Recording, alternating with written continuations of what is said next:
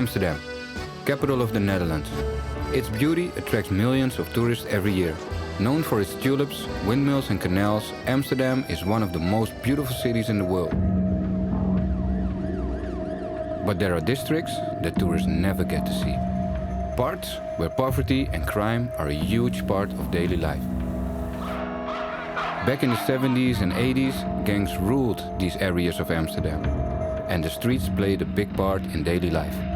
In these kinds of neighborhoods, street football flourished, and the best players became kings, like they do today. Hey, boys, pass me the ball.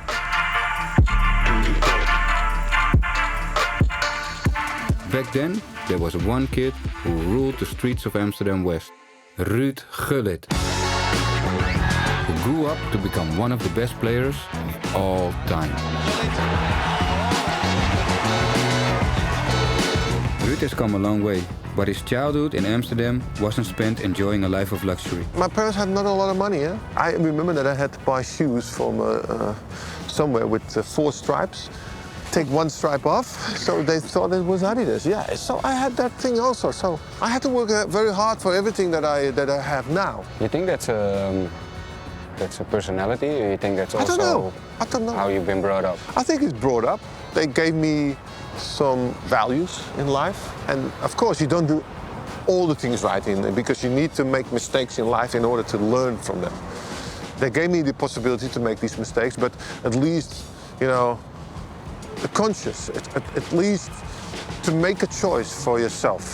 Having a goal in life can help us focus, keeping us on the right path and away from negative influences. For some, that goal is found and developed on the pitch.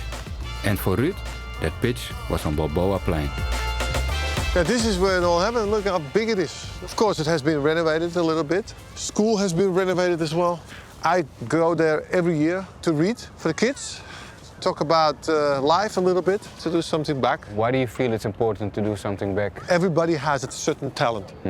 The only thing is to figure out what your talent is. Not everybody become a football player, not everybody is a lawyer. For that reason, you need to develop yourself. That's what I want to explain to them and maybe push them in the right direction. But just, you know, you have to do it yourself. Nobody else does it for you. So therefore, you know, make the right choices. And you made the right choice here, right? This is where you developed your skills. This is why I developed my skills, but also kept me away from bad things. Yeah. You know, every day here, coming here, play, that's the best thing. Though Ruud went on to achieve success, it isn't guaranteed for everyone. But even without the promise of a career, football can still help to keep us on the right path. So does football keep you guys focused on the good stuff instead of going to the dark side? Yeah. You guys gonna stick with that choice? Yeah? Because that's important, because you're at an age right now where peer pressure is gonna be huge. What is football teaching you? Discipline. Yeah, what else? Teamwork. Teamwork. I always tell people that in a team, you know, you don't get along with all of them. And that's also in society. But at least, you know, if you have to work with each other, you have to respect each other. Then you still can have a good time. So that's what football taught me. Make your own team. You see people around you with big cars, nice cars, sport cars. You think, I want that too. But how is it to have everything? Because I think you had a lot of money back when you were playing. Yeah, but that's not what it's all about. That's the difference between this generation and my generation. That's why now people say, we live for football, this generation lives off football. Is there lost talent in your surroundings, in your neighborhood? I got a youth friend. He was the better player between the two of us, and he made it to Ajax, but the temptation was too big for him. What is he now? How is he now? Now he's in and out of jail. Do you know some football players that were talented but chose the wrong path? Yes, I know one. That was Tony Blanker. He was one of the most talented players. He was also of a generation older than me and very gifted, very good looking. Apparently also, was in a bad situation. And I think that stopped his career.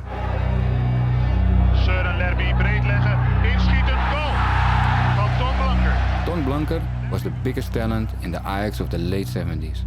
hailed the new Cruyff, he couldn't resist the temptations of fast money and a life of crime. He got busted with firearms and over 90 kilos of cocaine. His career was over. Did it make an impact on you? It made an impact on me in those days because I looked up to him a little bit. We played with so many guys there on that square, on the Bilbao square. And it's, for me, still like surprising to know why did we make it and they didn't. Yeah. I don't know. Sadly, Tom Blanke's story isn't unique. Many talented people end up making the wrong choices in life and paying the price.